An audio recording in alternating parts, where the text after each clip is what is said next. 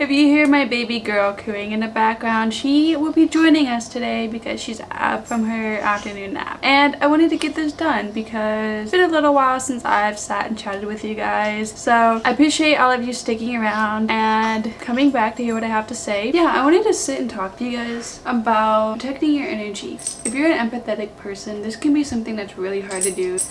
Most of us are people pleasers. We just want to please everybody around us. We don't want to upset anyone. And with that being said, it can be really hard to set boundaries. And we are also usually very open people, which physically and spiritually can attract a lot of negativity. Contrary to popular belief, I've always wanted to say that. You don't need to buy things in order to spiritually protect yourself. You don't need crystals. You don't need sage. You don't need any special pieces of jewelry. Those things can aid you. I love sage. I love having crystals. I love having those things around, and I love using those things. So I want to get that out there. You don't need to go buy anything. Everything that you need is already within here. All of your power is within here. Everything that you need to know is within. First and most important thing is setting up boundaries with people, which for me is a really hard thing to do. Or at least in the past it has been, because like I said, I've always been a people pleaser. I've always wanted to just make everybody around me happy. But there comes to a point where you have to realize, and I absolutely love this quote, saying yes to others is saying no to yourself, and saying no to yourself is saying yes to others. And thinking of it that way makes me look at it from a completely different perspective. I mean, it also comes down to realizing that not everybody is like you. Not everybody has the same morals as you do, or the same beliefs, or maybe they just don't care. And with a lot of people that are going to use and abuse people like you, they're going to use and abuse your kindness and your vulnerability and so forth. Those kind of people, they're obviously not empathetic. And I think a lot of people who are just hateful towards people are very insecure and jealous people, even if they don't realize it. Because personally, I've been through a lot of things. So it's not an excuse that somebody is going through something to be hateful. I don't think that that is the whole story. And aside from dealing with external things like other people, you also have to come to a point where you realize that what you send out into the world is going to come right back to you. So for example, this is something that I always like to keep in mind, is how people treat you is their karma. How you respond is yours. That's a really big thing that I like to remember when dealing with the external factors. But there's also the part where you are wishing ill on other people. Now this can be a really hard thing to accept, especially when you have been hurt by people before. This just comes with a lot of growth. I don't want to say growth, because even if you have a hard time with this, it doesn't mean that you haven't grown as a person. But it comes with a lot of digging into yourself spiritually, a lot of meditation. I don't want to say enlightenment because it sounds very cliche, because it's very overused. But it comes with a lot of deep spiritual work. And just sending hate out to somebody else, even if they've done something terrible to you, it's only going to come back to you. It's not necessarily because you deserve for bad things to come back to you, but what you put out into the world, it's like a mirror. It's gonna come right back to you. So you really want to keep that in mind. Everything that you put out, you're attracting right back. You are a magnet in the universe. A huge part of protecting your energy is being careful of the things that you think, the things that you say, because you are manifesting your world around you, inner and outer. Now that's definitely a topic for another video, talking about the law of attraction. That's a whole other subject I feel very strong about, and I want to talk about it with you guys, but again, that's a different video. Well, sure, you can sage your space, which is something that I do, but the way that you talk about people, the way that you treat people, the way that you respond to things is going to determine a lot about your world. So you want to be really careful and not stoop to other people's level. And when you're trying to go down a spiritual path, I think there's something that just kind of naturally comes, is you don't want to just, I don't want to say be a sheep, but you don't want to just react. That's a huge thing, is not reacting to things, because a lot of things that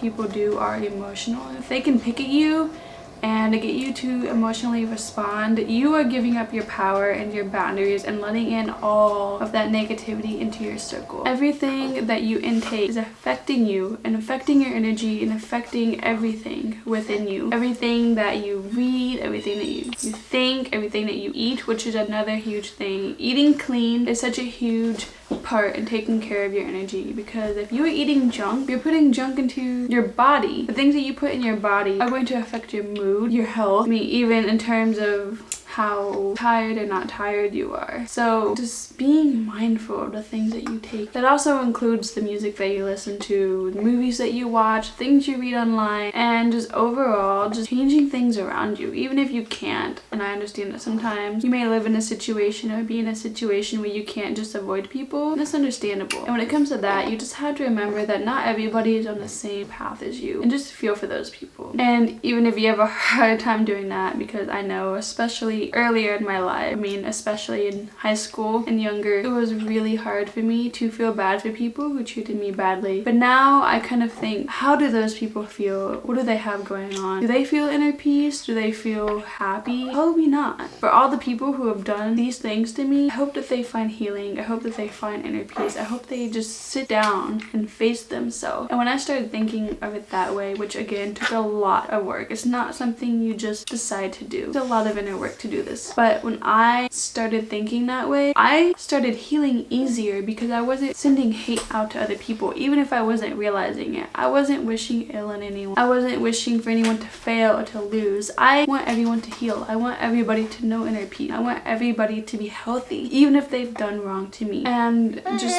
being that way, you will feel so much better when you start to change the way that you treat yourself. And self-love also includes letting go. You start to eat better, eat cleaner, and you just think of your body as like a temple. I know that sounds cliche. It's something that's very, very valuable, because you are. You will start to think twice about the things that you put in your body. You will also start to feel more empathy towards the animals that you're eating or that you used to eat. Again, I know to some people that sounds very cliche and crazy, but when you start to dive into this stuff, it will just start to make a lot of sense to you. When you start listening to podcasts about self-improvement or music that you genuinely enjoy that makes you feel, versus music about depression or things that aren't so uplifting, you will start to feel better as well. When I was in high school, I went through it really badly. It was very, very, very intense for me. A lot of things happened and I struggled with a lot of things, and I listened to really negative, depressing music, which only made me feel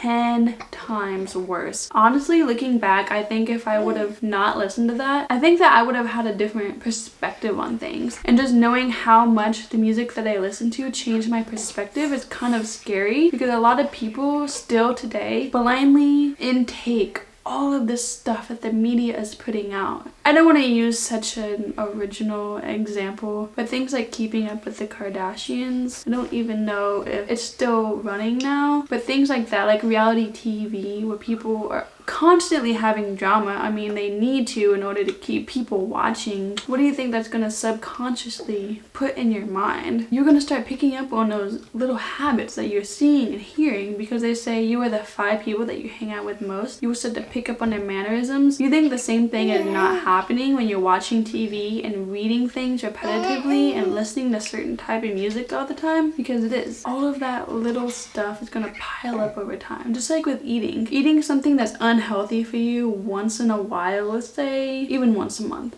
it's not going to affect you like if you were to eat junk food every single day. Now, the less you eat, the less you intake that's not good for you, the better. Never ever eating junk food is the ultimate best thing. But eating something once a month or once every other month and just really decreasing the amount that you intake this thing, whatever it is, even if it's not food, it's going to improve your life. Another thing is when you stop sending out such hate and ill wishes towards people, when you are able to finally let go of those things, you are gonna sleep better too. Because for me, I just feel so much more light. I just feel like this heaviness lifted off of me. That does affect every area of my life, including sleep. And I'm at a point now in my life where if something happens, I can bounce back from it a lot quicker. I mean, I just had a baby a couple months ago, and it's very common for women to feel insecure about their bodies. For me, I've always been a very petite girl. I still am very small, but you know, my body is a little bit different. I've carried a baby, I have stretch marks. I'm not underweight anymore. I'm right around where I should be, but my body is different than what I'm used to.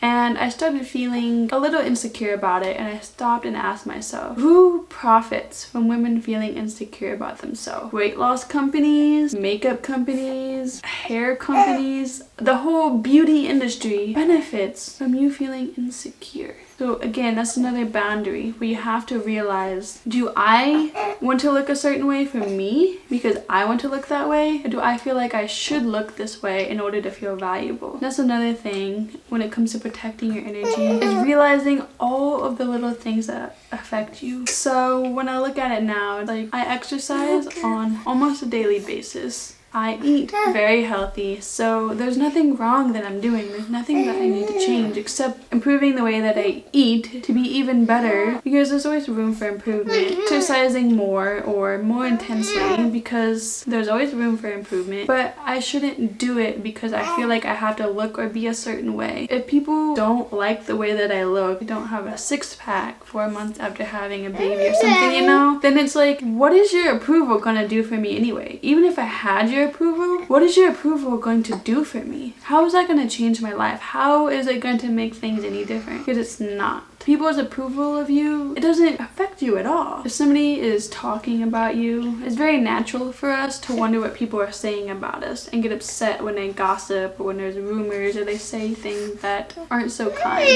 But somebody liking you or not liking you doesn't affect your life at all. If they're sitting in their house and they're gossiping about you, who cares, you know? I know it can be hurtful when we want everyone to like us because we are so kind to everybody and we just want everything to be peaceful and just lighthearted. It can be more hurtful for us. But when you're sitting there being curious, it's only inviting their negative energy into your circle, and that's the last thing that you want, because it's giving them power. So you have to come to a point where you know that what they say does not affect your world at all. You don't pay attention to it. As you can see, we are having a family reunion as I'm recording this. I think at the end of the day, it just comes down to knowing where your priorities should really be. I think at the end of the day, it just comes down to knowing where your priorities should really be. If you don't pay attention to those things or acknowledge them, then they won't become a part of your reality. As you can see, we're having a family reunion. Kiss.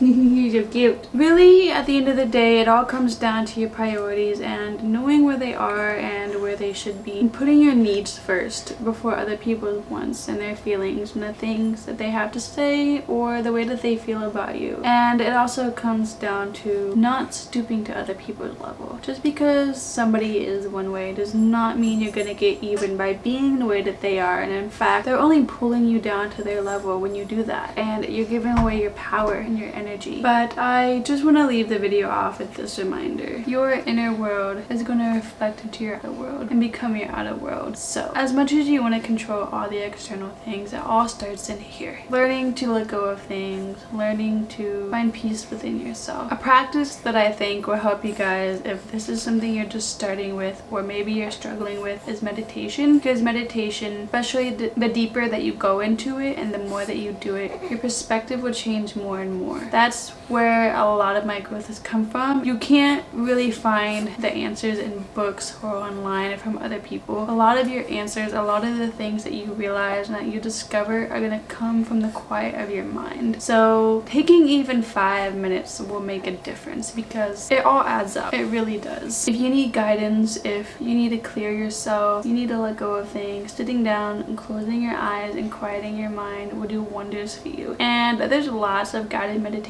online and I find them really helpful. So if you have a hard time just sitting still in silence, that's something that's wonderful to start with, and I actually still use them because I like using them so much. Sometimes it's nice to be guided somewhere when your mind is all over the place. With that being said, I hope you all are staying safe and healthy, and I hope you all have a good day. If you're not already subscribed, hit the button down below, and I will see you next time.